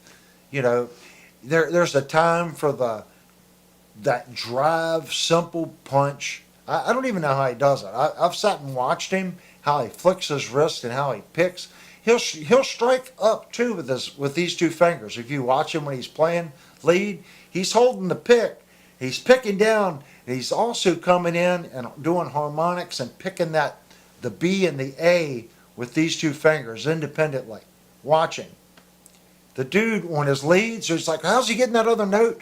He's taking these two fingers down there and he's striking notes with those fingers as he's picking at the same time. Stupid talented guitar player. Angus hits hard, 7.5. Yeah. I don't know what amp is he using. Marshalls? I think he's a Marshall guy, isn't he? Pretty sure Angus was a Marshall guy.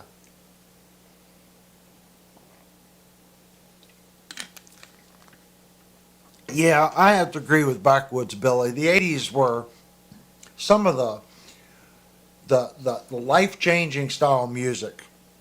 I mean, well, so was the 60s. I mean, think about how music changed in the 60s. I think the 60s were like that, huge leap and change in direction, and I think the 80s were the same way. But you could also say that about the early 90s when the grunge movement hit. If you look at the hair music or the glam rock, as some people call it, versus the garage music, completely different. Everyone thought the techno music was going to take off. Techno didn't last very long. I mean, it stayed in an underground. It was very popular. But as far as being on the charts, techno music had its peak, and it came and went very quickly as far as mainstream. Grunge didn't, or garage music, whatever you want to call it. The garage, basic, just turn up a basic amplifier, just run it stupid loud. The whole grunge Seattle sound type thing, that hung around for a while. It did evolve, just like the 80s hair music evolved. I don't even know what genre you would call what we're in right now. It's kind of like a mixing bowl right now. They're kind of taking the 70s, the 80s, the 90s, and the 2000s, and they're just kind of mixing it up.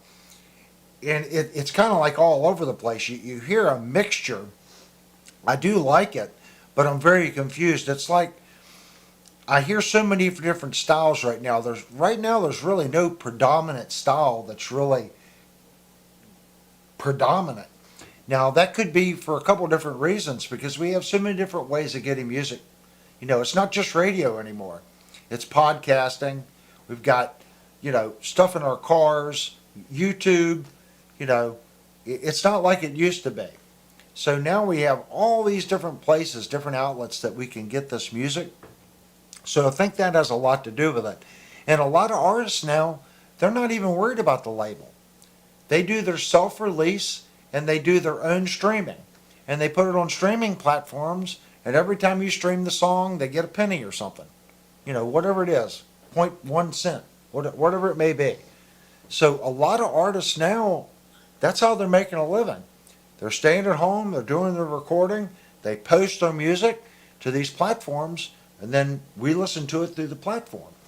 I don't know how it works, but it's definitely much different from when I was out playing, if that makes sense. I know the live music scene really changed due to Ticketmaster and all these other companies just robbing the artists. I thought that was going to come to an end. I thought they were getting ready to break up that monopoly, and we were actually going to be able to have concerts again at decent prices, instead of all this ticket gouging and stuff that Ticketmaster and all these companies were doing. Charging all this money, but believe me guys, the artist wasn't getting much. You hear these artists, they've had to detune. There's a reason why you don't see a wall of Marshall amps anymore. They got to pay someone to move them. Things have just gotten smaller and smaller and smaller because to pay those people to set things up and move and do, it's just gotten smaller and smaller and smaller. But the ticket prices went up and up and up and up. We just saw, well, we didn't see him. We wanted to see Sebastian Bach here about a month or so ago. And small venue, just too expensive. Just too expensive. I'm not spending $200 and some a ticket.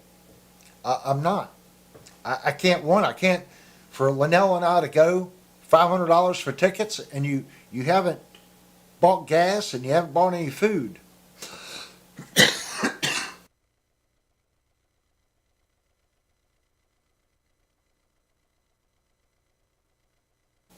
Excuse me, we're both kind of ill.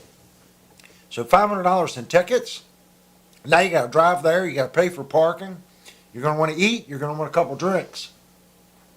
$800 a night to go watch your band. That's expensive. We can't do that here.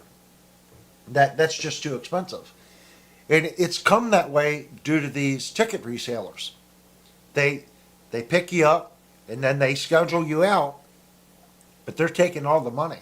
It's hopefully we can get past that and the artist can start making some money. Yeah, at Time Surf, Joe Bonamassa gets $6 a ticket. Yeah, I know. I'd like to see him, but if I can't, we can't afford $250 a ticket. So it's $600 a ticket. But look at what he's carrying. He's got like 20 amps behind him, behind that wall, and a microphone on each one.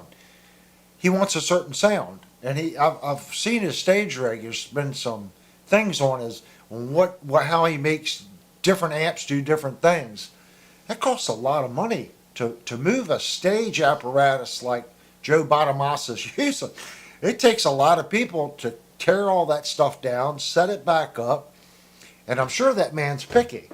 He's a talented guitar player. He wants it a certain way. So I definitely would not want to be his sound guy with all those different amplifiers and different microphones.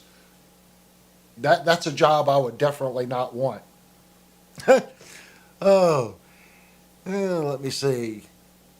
I'm trying to pay attention to the chat. Anything that I see like that, I am trying to bring up, guys. I'm not very good at it. Yeah, Time Sir, I'd love to see him, but can't afford that.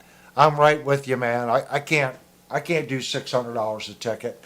That would be $1,200 for Linnell and I before we had dinner or had a drink. That's ridiculous. Steve says U2 was 800 8 years ago. Holy mackerel. Yeah, we can't do that. It's just that's too costly.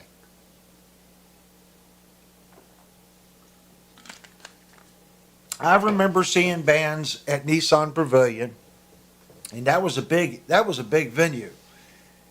It would be $50 a head, but a T-shirt was going to cost you $30, and a beer in the venue was $10. That would have been 1990, 89, 90. $10 for a beer was expensive. But you could get in, and a lot of people put those bladder vests in, the big tights, because the beer was so expensive. So your bladder jackets are checking you for stuff that you're taking in. And at that time, you just went to the restroom. There was a contact bus waiting for you in the restroom or where you were sitting. Either one. That's just how it was. It's just different now. It's so different. Backwood says these artists are sponsored by companies like Levi, Marshall Amps, Fender, D'Addario. Hey, I wonder how much they actually get from a sponsorship. I only know, I can't even say that because I haven't spoke to him in years. I only knew one professional artist that went big time. And the last time I spoke to him, he backed off of Capitol Records because they ran him ragged. And he went back to a small label. And they were big. Really big on the East Coast. And their last album, it did well, even on the West Coast. They had made it. When Capitol signed, they had made it. But they just ran them ragged. And he just didn't want to go down that rabbit hole again. So they went back to a small label for their fourth album. Very talented band. Still plays semi-locally here. But they gave it up. And that was during when that music was big. They backed off of it. And they had a unique sound. Very talented group. I don't know. After talking to him, he was just like me and you. Worried about how he was going to pay for his cheeseburger. And he was signed by Capitol. It costs a lot of money to be on the road and do what they did. Of course, you get royalties for that for the rest of your life. But even at that rate, they still do what they do to make a little extra money. I don't know. I would be curious to see what those guys actually make and how much their sponsorships actually pay. I think Peavy did get on Adrian Vandenberg on his last tour because he brought the Vandenberg back. And Vandenberg was playing his Gibson 80% of the time.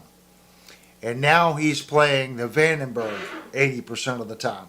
So I think Peavy did go to him and say, look, we reintroduced a signature guitar for you. You need to start playing it. And he was bringing the Vandenberg Peavy model out for like 2-3 songs and then playing the Gibson during the whole set. And the last 2 shows that I've seen, he still plays the Gibson, but he is playing his signature model 75% of the time.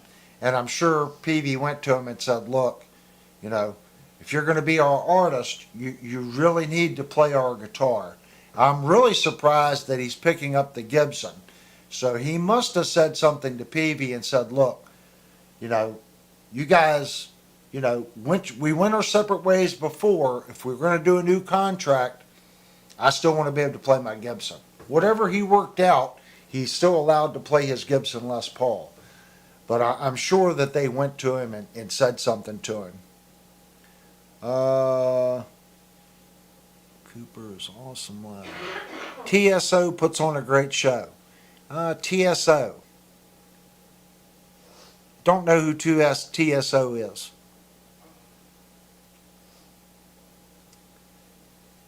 I'm reading the chat, guys. Alice Cooper. I did see Alice Cooper. And I got to see that show for free, Nissan Pavilion. That was through Network Studios. I got to see that from the sound booth for free. That was fun. Leonard Skinner, I never saw. Time Surfing Alien says Leonard Skinner. I never got to see Leonard Skinner. Kiss. Guitar Bob says Kiss. Never got to see Kiss live either. I did get to see Pink Floyd live.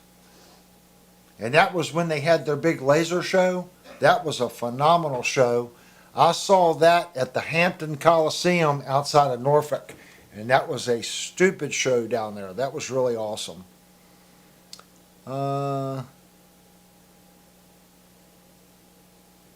Devastator says, saw him with Ted. I guess he's meaning Ted Nugent.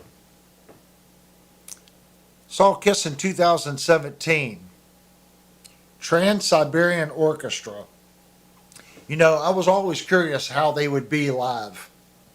Don't know how Trans-Siberian Orchestra would be live.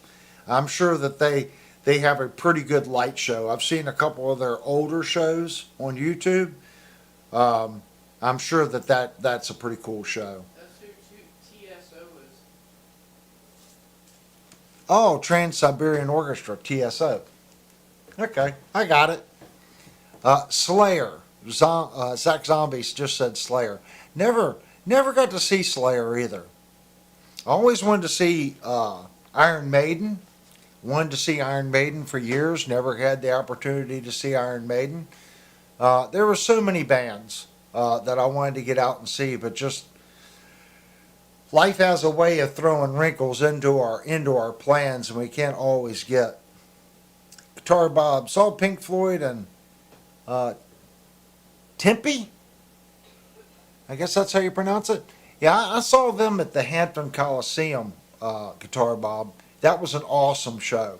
Awesome show. I'm assuming 2 Yards is a big fan of them. That's why he's saying not to tell 2 Yards. Yeah, I got to see those guys live. That was a really good show. Ozzy Osbourne. I'm pretty sure I saw Ozzy Osbourne at one of the Oz Fests. I'm pretty sure he was at the Oz Fest. Of course, it's Oz Fest.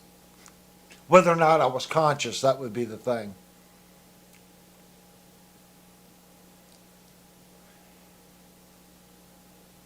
Angry Trucker Bob says he saw Slayer live in Carolinas. Mikey said he saw Pink Floyd there in Arizona as well. Yeah, Pink Floyd was the show when I went to see it. That show was known for their graphics and the laser show and everything they were doing. That was a really good show. I was happy that I was able to see that show, and at the Hampton Coliseum. So that was a really good show. They did play up here close to where we were, the Nissan Pavilion, but that show wasn't near as good as the one that they did down in Hampton.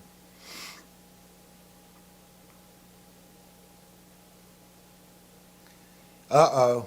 Backwood Billy's has to go out and freeze and watch the puppy dogs. All right, man. Thank you so much for coming into the stream, man. Appreciate you coming in.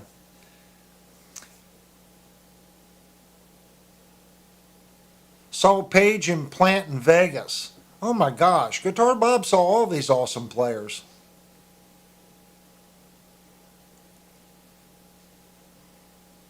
Yeah, I think if we look back at some of the artists and what they did, I know we can guesstimate, but believe me, I'm sure their contracts restricted them from doing a lot of things. You know, uh, being outsiders, guys, we kind of we probably have a false reading on what it's actually like. I know when I played out, you know, it wasn't what I thought it was. That was for sure. It was very difficult. That's why I didn't stick with it. Would I have ever made it? Probably not. I think I've talked about it a bunch of times. I had a retention issue, and to be a professional musician, you have to remember songs. You got to be able to pull them out after you haven't played them for a long time. You have to be able to play even when you're sick. You got to play. It doesn't matter. That's the difference between a real professional musician and a semi-pro. Okay, if that makes sense. I just didn't have the chops and the ability and the retention to hang with the talent that was in my area. There was a lot of people that left the DC area that went out to the other coast. But to be honest with you, there was a lot of great bands that come out of the Baltimore, Washington area from the mid 80s to the mid 90s. There's a lot of good bands. So I never could understand why great bands in this area, lifted up and then went to Seattle. Or not Seattle, LA. I never could understand. I know that was a big scene, but the Metroplex here was a big scene as well. A lot of big bands come from there. Are we losing connection?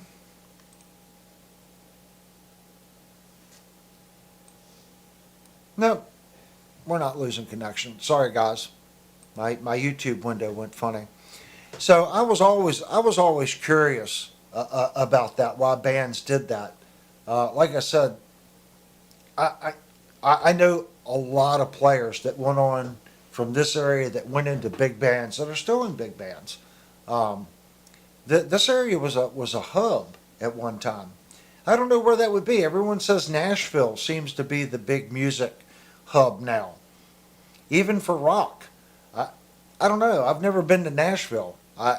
If anyone wants to do a picnic at Nashville this coming summer, maybe we could work. So I'd love to go to Nashville. I'd like to go to the Gibson place in Nashville and do a hang. I think that would be cool. Maybe hang out at some of the places. They claim that seems to be the new big place. I don't know whether that's true or not. Maybe there's other areas that are big like that.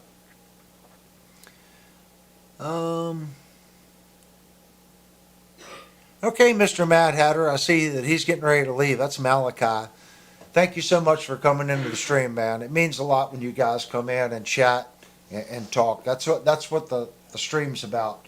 It's supposed to be like going to the music store and everyone just letting out their feelings and shooting the you know what.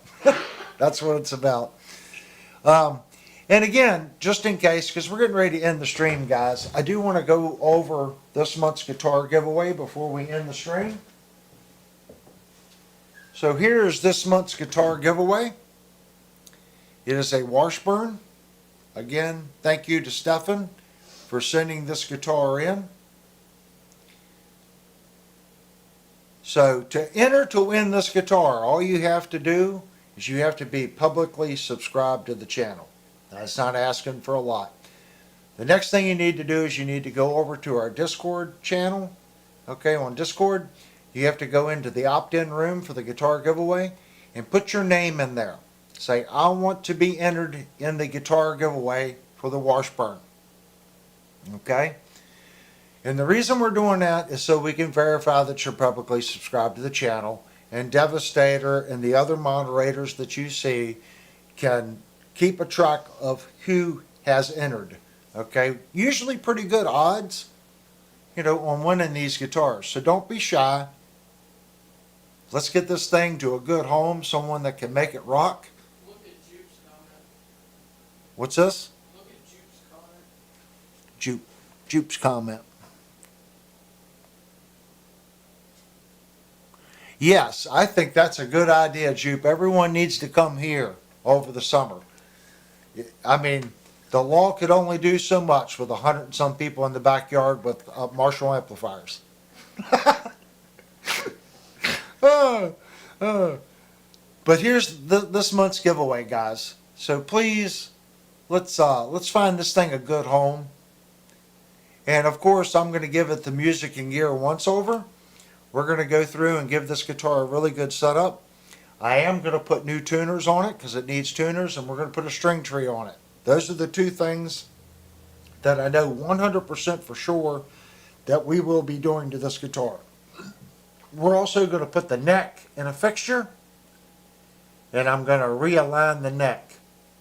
There's just a little bit of a wave right here. So that's easily fixed. So I'm going to take that, put it in a fixture, and get it going. So if we if we don't see the guitar for about 2 weeks, it's just because I put it in a fixture. Again, if the person, you guys make a decision.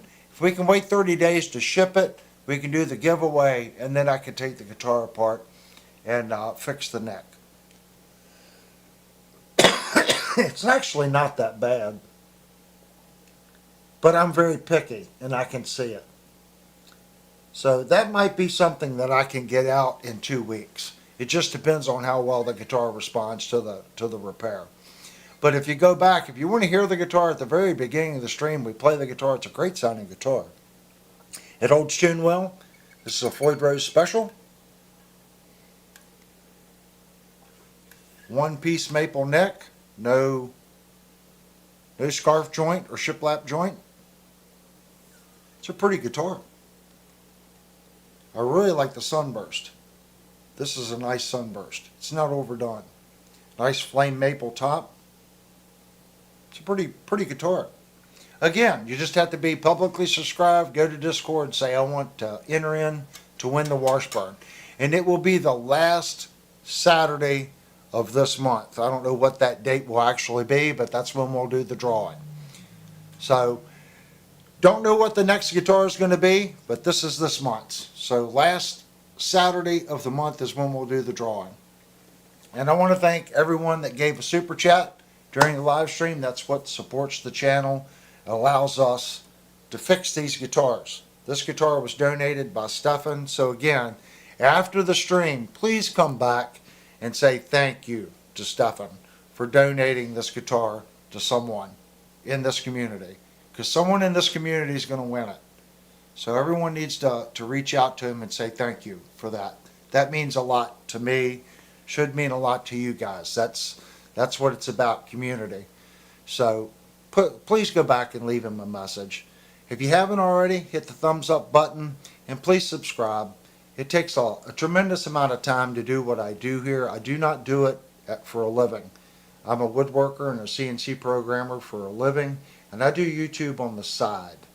So it takes all my extra time to edit videos and do the things that we do here for this community. So going down and hitting that subscribe button and the like button lets me know that I'm doing what you guys like. All right, guys, we're going to do our, oh my gosh, Jupe. Thank you so much, man. He said it's a bribe for the Washburn. Jupe, you were supposed to do that off camera. Everybody knows this is a 100%, this group of people here, just stupid nice. And if you don't know, Jupe's generosity doesn't end. About 2 months ago, Jupe donated a guitar, just like Stefan did, to somebody that couldn't afford a guitar, that wanted to learn how to play. He sent it to me, I put some pickups in it, and we sent it to the new owner. So Jupe, super generosity like I can't explain to do things, just like Stefan sending this guitar in. That's why when I look at the chat and I see familiar people in here, and I know what they've done in the past, I know how they contribute to people when they ask questions. If I don't see it, they're going to answer it. You know, you don't have to have a blue wrench to answer. You don't. That's what the community's here for. We're supposed to share ideas. You know, you pick up the torch and you go with it.